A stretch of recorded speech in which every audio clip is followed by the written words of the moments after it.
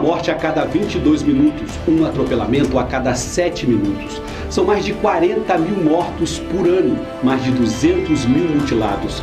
Estes são os números do trânsito brasileiro, o segundo problema de saúde do país, perdendo apenas para a desnutrição. Para conversar com a gente sobre esses problemas, está aqui o diretor-geral do Detran, Fabiano Contarato. Doutor Fabiano, obrigado por sua presença em GV News Entrevista. Por nada. Doutor Fabiano, os problemas estão aí. Mortes, mutilações, famílias destruídas. O senhor mesmo fala que o problema é que as pessoas veem, as famílias sentem durante anos. Isso. Acabam casamentos, Isso. As pessoas não conseguem conviver com a perda. Perfeito. Não conseguem. Este é o problema. Isso. Como resolver esse problema que se arrasta ano e só se agrava? O problema não é que ele está aí, ele se agrava ano a ano. Lamentavelmente, o Brasil ele não tem tomado posturas públicas de forma à valorização da vida, né? Essa é uma triste realidade. O IPEA, por exemplo, que é o Instituto de Pesquisas Econômicas Aplicadas, só o ano passado ela chegou à conclusão de que essas mortes no Brasil ultrapassa o custo dessas mortes 40 bilhões de reais. E quem paga essa conta é a sociedade, né? Nós temos um país com uma elevada carga tributária, nós temos um país com um Código de Trânsito brasileiro extremamente permissivo, benevolente, que banaliza a vida humana em detrimento do poder econômico, financeiro e patrimonial. Eu não tenho dúvida em falar que isso fez com que o Brasil, que antes era o terceiro país em nível mundial, perdendo para a China e Índia, hoje nós somos o segundo país com maior índice de violência no trânsito no mundo. E o Espírito Santo é o segundo estado na federação com maior índice de violência no trânsito. Nós estamos chegando aqui no Espírito Santo chegando a 1.000 pessoas morrendo vítimas de acidente de trânsito. Ultrapassou disparo de arma de fogo, mortes por câncer, infelizmente, e o tratamento que o poder público vem dando através do poder legislativo, né, porque a competência constitucional de legislar nessa matéria de trânsito é do Congresso Nacional. Então nós temos um Código de Trânsito que, infelizmente, ele não que ele passa a sensação, mas é a certeza da impunidade. Como que eu posso falar que no Brasil nós temos 11 crimes de trânsito, o pior é o homicídio, é quando um acidente ocorre a morte, a lei determina que o motorista pode ser condenado até 6 anos de cadeia, mas o próprio Código Penal determina que o juiz substitua a pena de prisão, qualquer que seja a pena, quando o crime é culposo, sem intenção, como é o caso do acidente de trânsito. Então ninguém fica preso no Brasil por crime de trânsito. Isso é uma dupla penalidade à família da vítima, porque sofre pela dor da perda e pela dor da impunidade. E o trânsito ele tem que ser visto como um problema interdisciplinar. Não é um problema só da Secretaria de Transporte, só da Secretaria de Segurança, mas ele envolve a Secretaria de Saúde, né? Porque, como você bem falou, e aí corrigindo, os dados que nós temos é muito maior do que 40 mil pessoas por ano, né? Nós já estamos ultrapassando 60 mil pessoas. Só quem tem um filho paralítico ou tetraplégico em casa, sabe o que é isso. Como é que é trabalhar a dor de uma jovem que está sem uma perna vítima de um acidente de trânsito, a perda de um membro inferior ou superior. E, infelizmente, ninguém fica preso com essa triste realidade que é o Congresso Nacional. Agora, isso é fruto de um Congresso Nacional elitista, porque se você traçar um perfil sociológico de quem compõe o Congresso, com todo respeito, ele não representa a população, não. O povo, principalmente a camada menos favorecida, ele entra nessas tristes estatísticas, né? Ele entra nas estatísticas de mais de 60 mil pessoas que morrem por ano. Por que esse é um problema crônico que envolve a Secretaria de Saúde? Porque mais de 70% dos leitos do setor de ortopedia e traumatologia estão sendo ocupados por vítimas de acidente de trânsito, quando deveriam estar sendo ocupados por moléstia do envelhecimento natural, né? Envolve a Secretaria de Educação, que, com todo respeito, está omissa. Porque o artigo 76 do Código de Trânsito fala: a educação para o trânsito será promovida nas escolas de ensino fundamental médio superior. Até hoje, o texto da lei está lá, deitado eternamente em berço esplêndido. Não entrou em vigor, não ganhou vida. Está na lei desde 1997, o Código de Trânsito entrou em vigor em janeiro de 98, e até hoje a educação no trânsito não foi trabalhada. Então, se o motorista sai de casa com a certeza da impunidade, porque ele não é parado numa blitz, né? O motorista tem que sair de casa com a certeza de que ele vai ser parado numa blitz. Aí sim, né? Eu fico triste quando eu vejo pessoas já de idade falando: eu tenho 50 anos que eu sou habilitado e nunca recebi uma multa. Isso não quer dizer nada. Isso não quer dizer que ele não tenha praticado. Isso quer dizer que o poder público foi ineficiente na fiscalização. O poder público falha na fiscalização. O poder público falha no processo educacional, porque a educação para o trânsito tem que ser promovida nas escolas. Isso não é poderá, é será. O código, ele usou o verbo ser com tamanha imperatividade que não disse poderá ser. Ele fala, a educação para o trânsito será promovida nas escolas. Então eu já oficiei a Secretaria de Educação do Estado de Educação e todas as secretarias municipais de educação para que implementem o que está no artigo 76 sob pena de sua omissão caracterizar ato de improbidade administrativa. Porque o Código Penal, no artigo 13, fala que a omissão é penalmente relevante quando o agente tenha por lei obrigação de proteção, vigilância e cuidado. Então o poder público falha na fiscalização, falha na educação e falha na legislação. Esse trio, esses três fatores fazem com que o motorista ele tenha certeza da impunidade. Então, ele, entre aspas, ele paga para ver.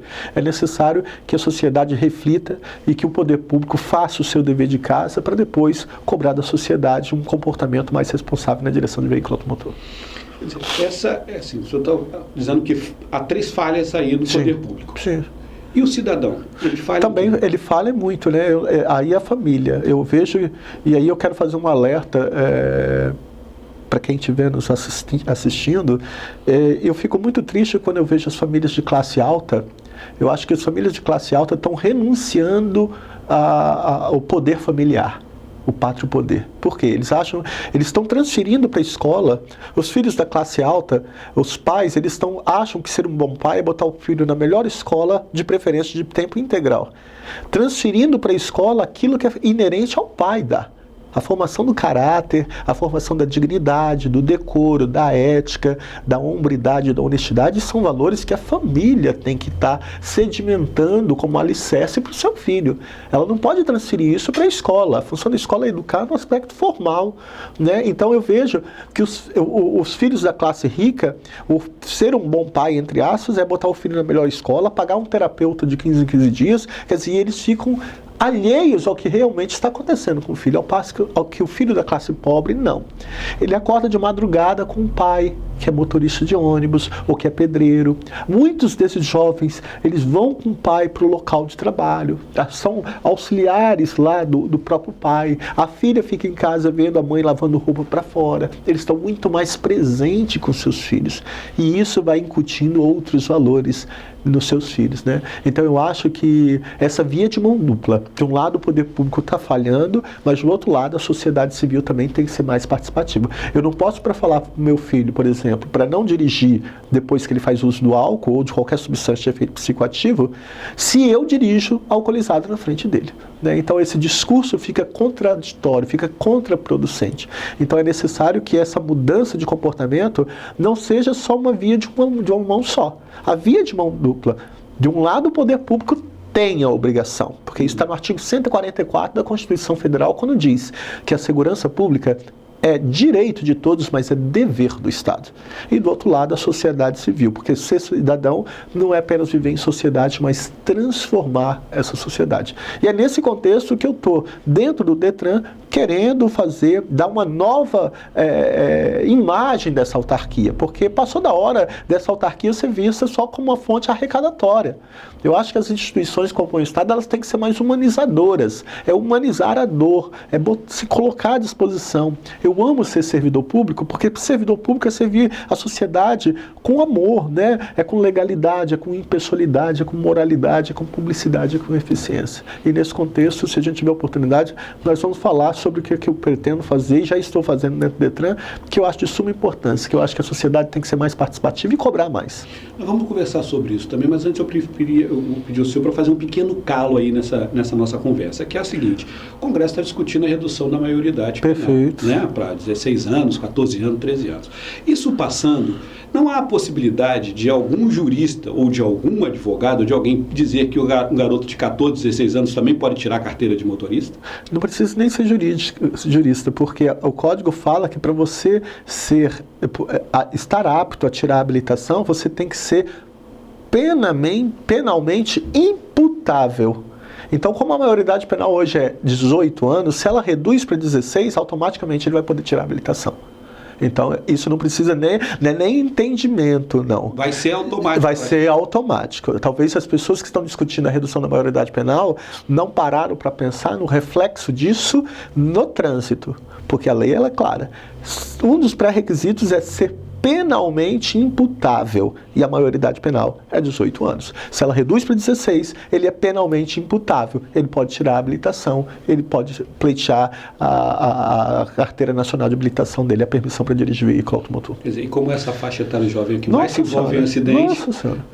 Imaturidade, você me perdoe, Roberto, é muito triste. Os jovens, o carro ele é visto como um instrumento de virilidade, como um instrumento de poder. Nenhum jovem, nenhum desses playboys querem chegar numa festa de táxi. Ele quer chegar atrasado para todo mundo ver o momento, como ele está chegando, com que carro ele está chegando. E ele não tem dinheiro para comprar, o pai que deu. Claro.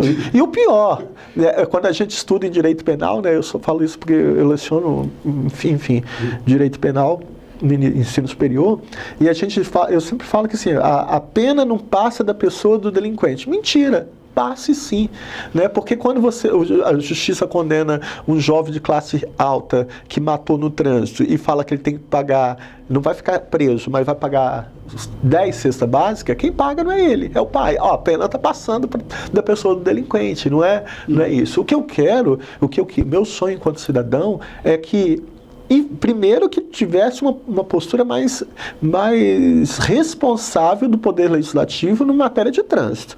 Não tem como você falar que no Brasil está 60 mil pessoas morrendo por ano, é o segundo país no mundo com violência no trânsito, o Estado do Espírito Santo é o segundo Estado da Federação, ninguém fica preso e não dá absolutamente nada. Porque isso gera essa certeza da impunidade. Então, mas é porque é a classe alta que claro, está matando e a classe pobre que está morrendo. Porque eles legislam em causa própria. Foi quando eu falei de traçar o perfil sociológico do Congresso Nacional. Ele não representa o povo. Com todo respeito, os médicos elegem um médico para ser deputado federal, senador, ele vai lutar pelos interesses daquela categoria. Os motoristas elegem um motorista, ele vai lutar pelos interesses daquela categoria. Os católicos elegem um padre, ele vai lutar pelos interesses daquela categoria. O protestante elege um pastor, ele vai lutar pelos interesses daquela categoria. Agora, a grande massa da população brasileira, de pobre, desdentado, desvalido, sem voz, sem vez, sem teto, sem dignidade, sem acesso à saúde, educação, moradia, lazer, porque isso são garantias constitucionais. Isso está na Constituição desde o artigo 5º, desde 1988.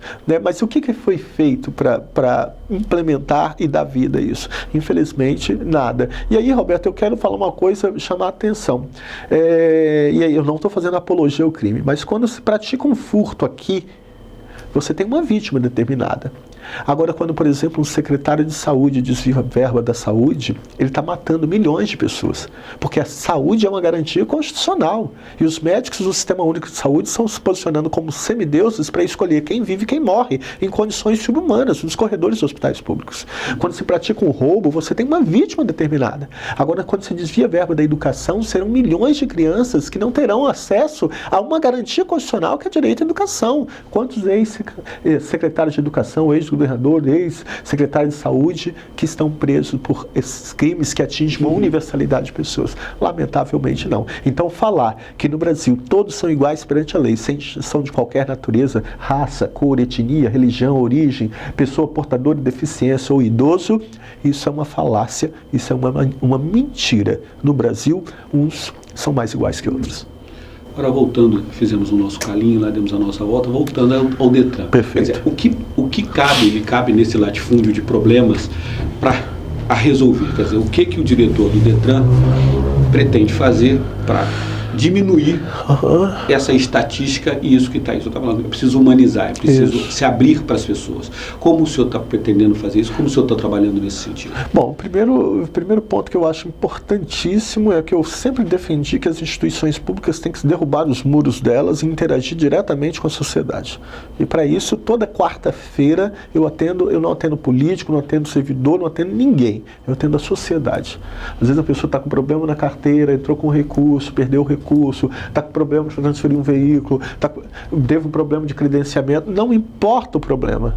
Envolve decisão do Detran, eles têm acesso direto comigo. Toda quarta-feira pode ligar 3137-2698, 3137-2698, agendar que eu vou atender de 8 a meio-dia a população com maior satisfação, porque eu estou aqui para servir a população. Então, eu acho que, e eu quero que os servidores do Detran aí entrem na Ciretrans, nos municípios ou no interior, ou os PAVs, que é posto de atendimento veicular, popular também no interior, a humanizar esse atendimento, que é muito ruim quando você faz parte de uma autarquia como é o Detran, e as pessoas falam muito mal, que foi muito mal atendido, né? Porque isso não é isso que eu almejo enquanto cidadão, enquanto diretor-geral do Detran. Então, isso já foi implementado. Eu, tão logo cheguei no Detran, eu constatei uma farra com dinheiro público. Tinha servidores só no Detran, só ali na sede, mais de 50 servidores que tinham até 5 fontes de rendas. Isso é um absurdo com dinheiro público, né? Então, contratos milionários que eu denunciei ao Ministério Público e Tribunal de Contas, denunciei ao Ministério Público da Vara de Probidade Administrativa, não estou pagando contratos milionários, porque isso é dinheiro público não é dinheiro de ninguém, é dinheiro de todo mundo. E isso é preciso que as pessoas que estão, os gestores que estão à frente de empresas públicas, de autarquias ou de secretarias, tenham isso com bastante convicção, porque isso eu aprendi desde quando estava com minha família. Eu tenho muito orgulho de falar que eu sou filho de um motorista de ônibus. Meu pai era motorista de ônibus, minha mãe é semi-analfabeta, e nós somos 6 filhos e eu sou mais novo. Eu acho que esses valores, quando se fala assim, a ocasião faz o ladrão, eu sou contra, a ocasião revela o ladrão. A pessoa ela precisa de um momento para se manifestar, mas eu acho que passou da hora de quem ocupa cargo público entender que está ali para servir público e que esse dinheiro público é dinheiro sagrado, é dinheiro do povo. Quem paga essa conta e muito alta é o cidadão com a elevada carga tributária, que infelizmente o Brasil é um dos primeiros países no mundo, né? Então, essa farra com dinheiro público, tinha comissões lá, 14 comissões com 9, 15 pessoas, cada pessoa para trabalhar 8 horas no mês, não é por dia não, 8 horas no mês, para ganhar R$1.500 líquido, né? Fora o salário. Então, você imagina, servidores com até 5 fontes de renda, isso não se faz. Então, isso já cortei isso, consegui modificar uma lei, o atual governador, o governador Paulo Artung, modificou, porque tinha que fazer essa modificação por lei, foi modificada, hoje já foi sanado isso, os contratos superfaturados todos, eu estou abrindo uma tomada de contas, estou comunicando a direção ao Ministério Público. Como eu te falei, a educação para o trânsito, eu oficiei a todas as prefeituras municipais e ao secretário de Estado para implementar isso, porque isso não é mera faculdade, é obrigatoriedade. Também oficiei a Comissão de Educação da Assembleia Legislativa para que eles tenham ciência, eles tomam uma postura também em relação a isso. Quer dizer, com relação a suposto envolvimento de máfia de guinchos, já me coloquei à disposição da Assembleia, já estou rascunhando uma modificação na lei para modificar a lei, porque o erro foi, inclusive, a meia-culpa, ela foi da lei, mas que foi aprovada pela Assembleia. Porque a lei, ela fala que o motorista tem que pagar remoção por guincho por 2,68 VRTE por quilômetro excedido. Mas quilômetro excedido em quanto? Não tem o principal. Então, eu estou botando que a 30 quilômetros ninguém paga nada.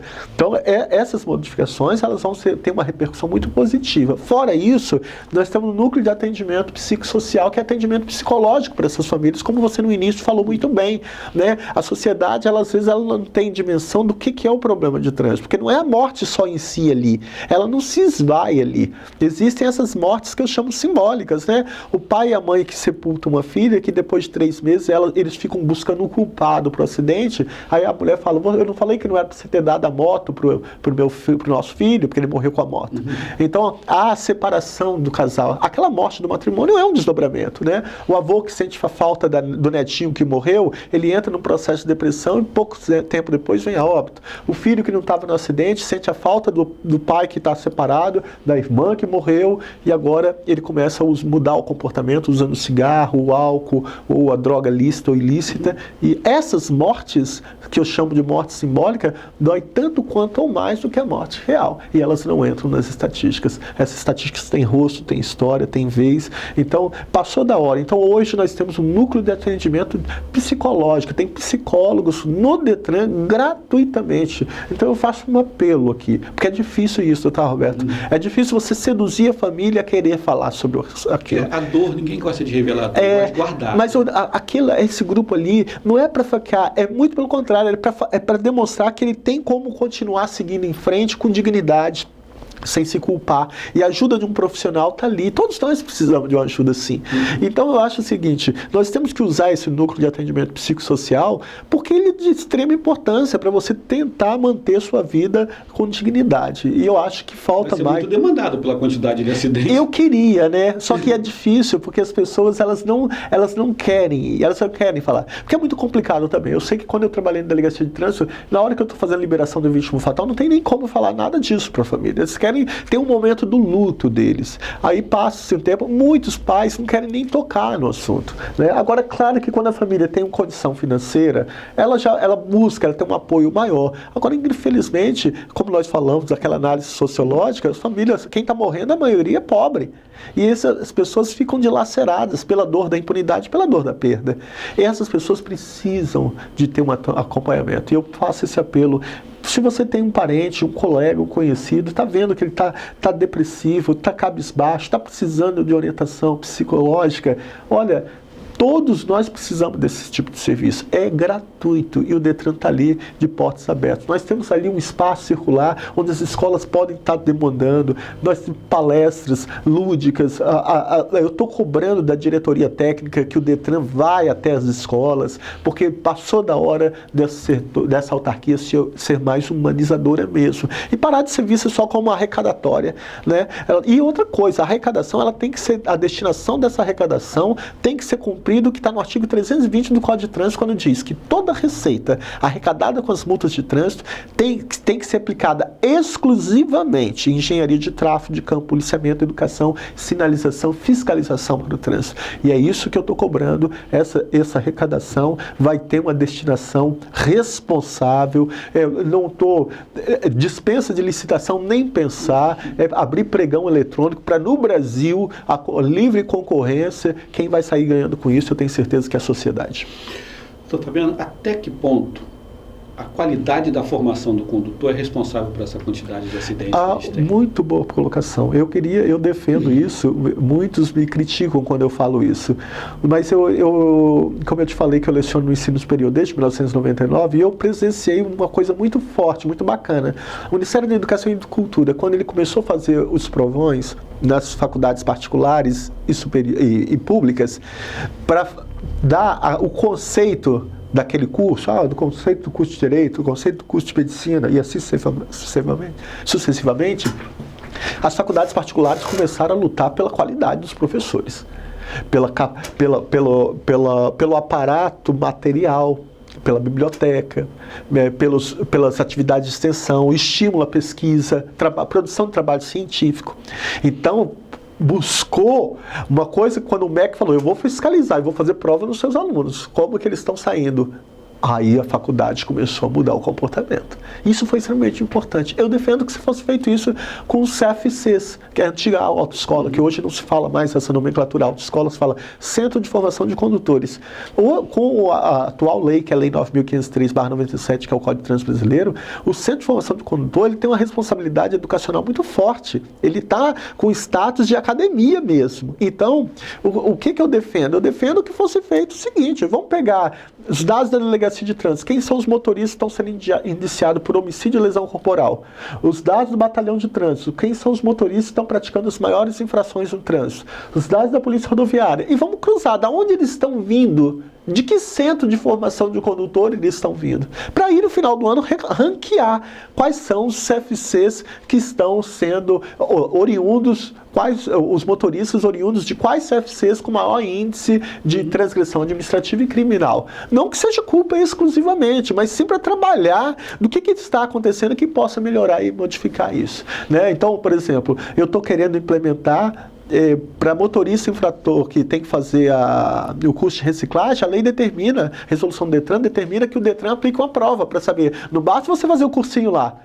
O Detran depois tem que fazer essa prova, e o Detran até hoje não faz. Então eu vou implementar isso, porque se ele está fazendo o cursinho lá, só para inglês ver, como diz o povo, pensando que ele vai sair com a carteira de habilitação, isso não vai acontecer mais. Eu estou puxando essa responsabilidade, como manda o Código de Trânsito, a resolução do CONTRAN, nós vamos fiscalizar E o motorista infrator passou por reciclagem, ele vai ter que fazer a prova no Detran. Se não passar, vai ter que fazer de novo e assim sucessivamente. Então, eu estou envolvendo o centro de formação para que eles tenham mais responsabilidade, a identificação dos cursos para quem vai tirar a habilitação ou para fazer os cursos de reciclagem. Já baixei uma instrução de serviço dando um prazo de 40 dias, salvo engano, para que todos implementem o sistema de biometria, para que não haja, o cara, quando eu era delegado do trânsito, eu provei que o motorista ele fez o curso de reciclagem em Guarapari, mas ele estava na China.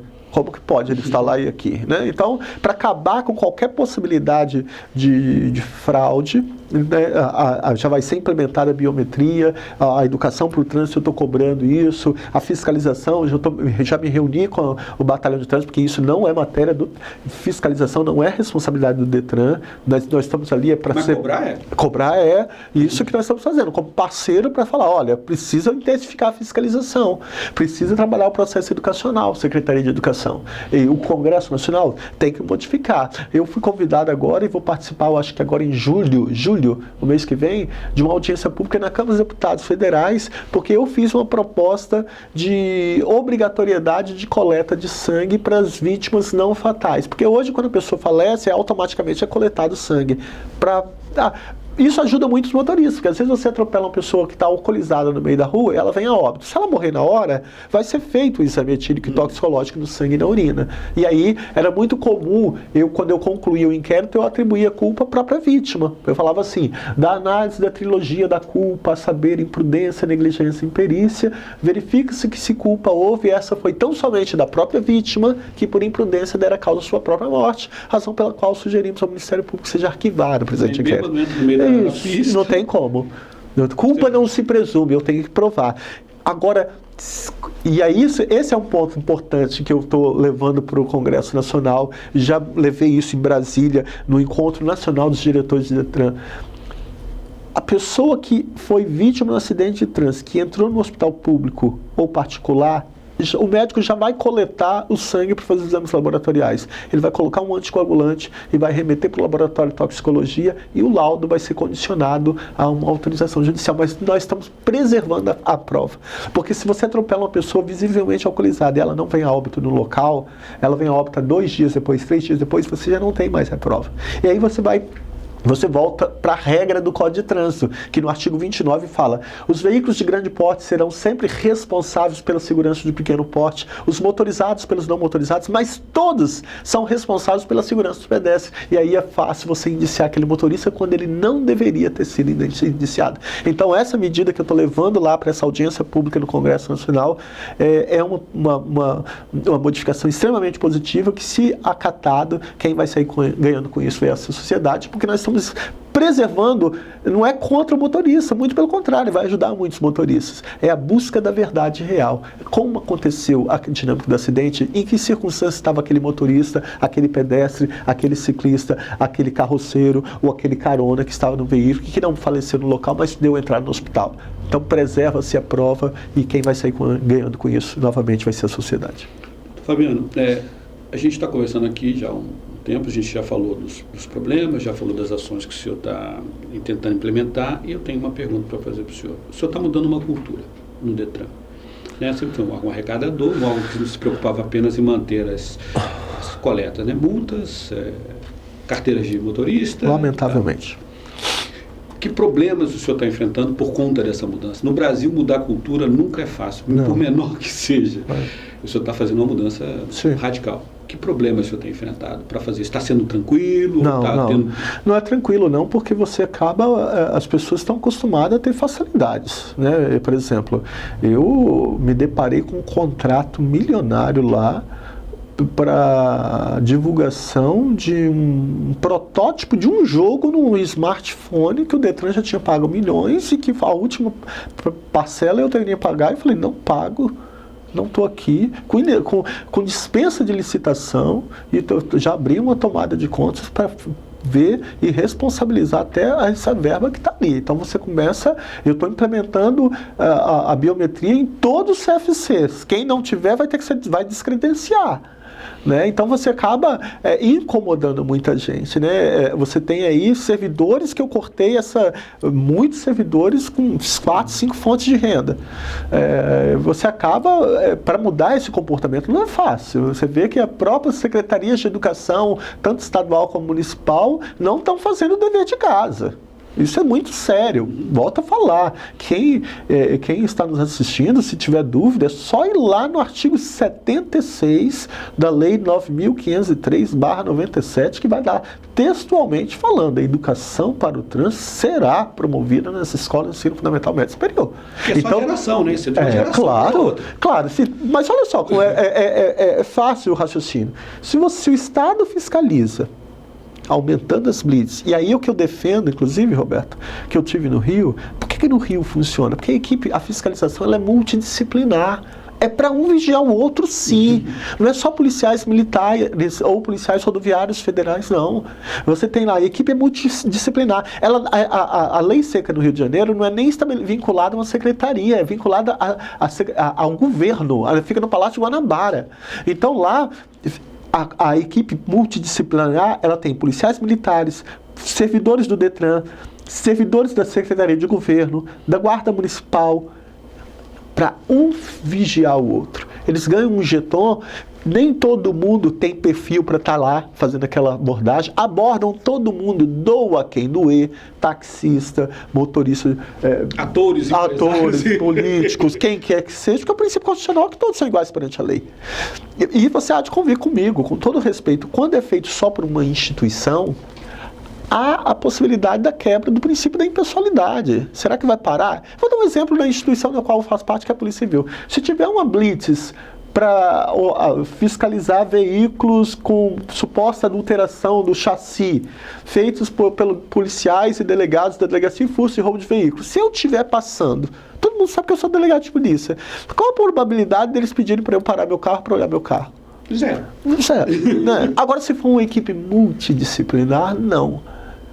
No Rio, ai de quem chegar e falar assim: não, deixa o Roberto passar, porque Roberto é uma pessoa, jornalista, uma pessoa que todo mundo conhece, então, vamos aliviar a barra dele. No outro dia, aquele servidor não está mais na equipe. Então, eu ouvi isso de um coronel lá, falando: doutor, para um fiscalizar o outro. E é isso que tem que ser feito. Então, se o poder público aí acontece o que aconteceu, né? Você viu aí por pouco tempo noticiando que eu tinha 10 autos de infração. Ora, eu tenho 23 anos que eu sou habilitado. O último auto de infração de um veículo meu, que não era minha, a auto de infração, foi leve em 2012. A lei fala que você pode ter até 19 pontos em um ano. Eu não tenho nenhum ponto, nunca tive minha carteira nunca tive minha carteira suspensa, cassado, cancelado, nunca fui flagrado dirigindo bêbado, nada disso. Mas, quer dizer, fuçam a minha vida. Eu acho que o estranho seria se eu em 23 anos não tivesse multa nenhuma. Eu acho que aí seria muito estranho, né? Poderia ter apagado o seu justo. Mas eu falo assim, esses são tipos de coisas, sem falar em outras, que podem acontecer. Agora, eu tenho muita fé em Deus. Eu acho que eu não seria essa pessoa que eu sempre fui. Eu não me prendo a cargo. Eu amo fazer o que eu faço, que é ser servidor público e lecionar, mas eu estou ali para tentar resgatar a credibilidade dessa autarquia Detran perante a sociedade. E graças a Deus o governador Paulo Artung tem dado total apoio a isso, entendeu? Então eu tenho aqui que reconhecer que hoje nós estamos vivendo um novo momento, né? Eu estou tendo liberdade para escolher os diretores que estão lá, diretor técnico, diretor administrativo e financeiro, diretor de habilitação em veículos, os gerentes, a equipe está sendo motivada nesse sentido, e servidor que não cumpriu o que determina a lei, vai ser instaurado processo administrativo, se for efetivo, processo administrativo para exoneração, e se for cargo comissionado, já vai ser exonerado. Eu já fiz inúmeras exonerações. Eu primo ali pelo mérito, pela competência, pela produtividade, é isso que a gente pretende. Quando o senhor era delegado, o senhor vivia de luto. Isso. Diretor do Detran, ainda de luto? Eu continuo, sabe por quê? Porque, por exemplo, nesses atendimentos, ontem foi dia de atendimento público, que eu sempre faço. E ontem eu atendi famílias que perderam um familiar, né? Uma moça que perdeu o pai no acidente de trânsito. Eles não desvinculam, e eu acho que Então, é tudo estado. Eu acho que não tem como você não continuar, né? Eu acho que Deus tem uma missão pra gente. Aliás, isso está no próprio hino nacional. Acho que falta muito as pessoas que infelizmente cantam o hino sem até pensar no que está falando, mas uma frase que eu gosto muito do próprio hino nacional, ele fala assim, né? Verás que o filho teu não foge à luta. Eu acho que o que falta para o brasileiro como um todo é isso, né? É ser mais audacioso, ser mais perseverante, ser mais contundente, se mostrar mais, né? Martin Luther King foi um brilhante pastor nos Estados Unidos. Ele foi assassinado aos 39 anos, né? Negro. Ele tem um dos discursos dele é considerado um dos 5 discursos mais belos do mundo. E é uma das frases que eu gosto muito dele, do Martin Luther King. Ele falava o seguinte, que o que mais assusta ele não é a ousadia dos perversos, não é a maldade dos ruins, mas é a omissão das pessoas boas. Saber que tem muita gente boa, eu sei, mas estão omissas. Essas pessoas estão se acovardando. E a gente peca não só por ação, mas também por omissão. Eu não quero pecar por omissão. Enquanto que eu estiver na autarquia Detran, eu vou exigir que o serviço público seja de eficiência, de excelência. Se Deus quiser, nós temos tudo para ser um exemplo em nível nacional, e o dinheiro público é tratado com total lisura e garantia. Eu vi ali nas simples coisas banais, cotação de passagem aérea para ir para Brasília. Teve um dia que vi lá o valor da passagem quase R$5.000. Eu falei, não, como é que é? Não. Pega na menor passagem. Mas é para o senhor ir. Eu fico 4 horas, 5 horas, mas eu quero. Isso é dinheiro do povo. É necessário que as pessoas entendam isso. Essa frase que eu falei era da ministra Carmen Lúcia, quando ela fala do STF. Ela fala assim, dinheiro público não é dinheiro de ninguém, é dinheiro de todo mundo. Né? Eu acho que o que falta mais é isso, né? Eu espero que a sociedade, contar com a colaboração da imprensa, dos meios de comunicação social, mas acima de tudo da sociedade, porque o que vai fazer com que essa autarquia se fortaleça e se derrube os muros e passe a interagir diretamente com os problemas sociais serão a participação da sociedade. E a sociedade mais o Detran mudar, mais vidas serão salvas. Não tenho dúvida disso. Quanto mais for rigoroso, quanto mais todo mundo tiver rigor, quanto mais cobrar fiscalizar os CFCs. Na verdade é só para isso, né? Para salvar vidas. Quer dizer, O objetivo primordial é esse. O objetivo primordial é esse, né? Tanto é que o Código Penal, quando abre os crimes, o primeiro crime é o 121, que é o homicídio, né? Mas pura hipocrisia, que no Brasil o crime com maior rigor penal não é um crime contra a vida, é um crime contra o patrimônio. Então, é complicado. Mas eu tenho fé em Deus que nós estamos no caminho certo, né? Tiago de Mello tem uma frase que é muito boa, que ele fala assim, nós não temos caminho novo, o que temos de novo é o jeito de caminhar. Eu queria também aproveitar um momento, porque eu consegui instituir, quando eu era delegado de polícia, um dia em memória às vítimas de acidente de trânsito. Né? Um dia, primeiro domingo de agosto. Né? Eu queria muito que fosse feito um culto ecumênico, para não ser só num segmento, para chamar todas as autoridades eclesiais. Mas, infelizmente, ninguém toma frente. Esse já é o 8º ano que eu estou fazendo sozinho, com uma equipe de voluntários que me ajudam, a Lisandra, que trabalha comigo, enfim, pessoas que estão bem próximas a mim. Então, essa missa vai acontecer primeiro domingo de agosto, 9 horas da manhã, no campinho do Convento da Penha. Aí eu faço um apelo para que todos participem. Não precisa ter perdido ninguém no trânsito, porque é um momento não de falar de dor, mas de celebrar a vida. É um momento de respeito, é um momento de falar, olha, o poder público, esse problema é um problema de todos nós. Então, eu queria fazer um convite a todos vocês, né, quem está assistindo, a vocês da imprensa, participe desse momento. É uma vez, 1 hora no ano, missa em memória às vítimas de acidente de trânsito. Eu acho que é um momento da gente refletir, porque a gente só passa a ter dimensão de um problema no acidente de trânsito quando a morte ou o tetraplégico ou paraplégico, a perda do membro sentido ou função, bate na sua porta. Porque enquanto não acontecer, com os outros você não está, né? Eu costumo falar que aquilo que Thomas Hobbes falava na obra Leviatã, o homem é mau por natureza. Eu sempre dou o exemplo de Dona Dete. Dona Dete perdeu o filho, que era baterista da Maranata, 19 anos, há 7 anos atrás. Um caminhoneiro bêbado na contramão, na BR, matou o filho dela, e o outro rapazinho perdeu a perna. Até hoje não foi julgado e não foi preso. Todo 1º de maio, Dona Odete faz uma passeata pedindo justiça e paz no trânsito. Não vai 50 pessoas. Eu pego meu carro e vou. O seu Hélio perdeu a esposa. Eu falo do seu Hélio porque é difícil o homem fazer isso em relação à mulher. Normalmente as mulheres que tomam essa postura. Ele faz pedindo justiça e paz no trânsito lá em Guarapari. Não vai 40 pessoas. Mas faz marcha para liberar a droga. Vai todo mundo em frente à Universidade Federal, 10, 15 mil pessoas. Corrida das cores. Todo mundo se pinta, vai para o Triângulo das Bermudas e vai lá. Mas qual o principal bem jurídico?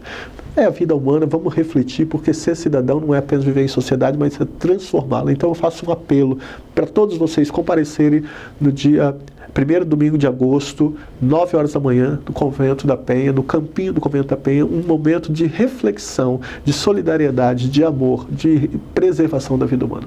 Mostrar essa coisa que você falou, a sociedade precisa ser proativa, a sociedade precisa deixar de ser humana, participar, cobrar, exigir, botar o dedo na ferida e ver a solução do problema. Perfeito. Quantas audiências públicas foram provocadas pela sociedade? O que você que está nos assistindo já participou das comunidades eclesiais de base, dos movimentos sociais, provocou audiência pública na Câmara dos Vereadores, na Assembleia Legislativa, com os deputados federais, com os senadores, com o prefeito da sua cidade, né? Eu acho que a sociedade... Nem no condomínio as pessoas vão. Não, nem no condomínio. A sociedade tem que entender que uma hora isso pode bater na sua porta.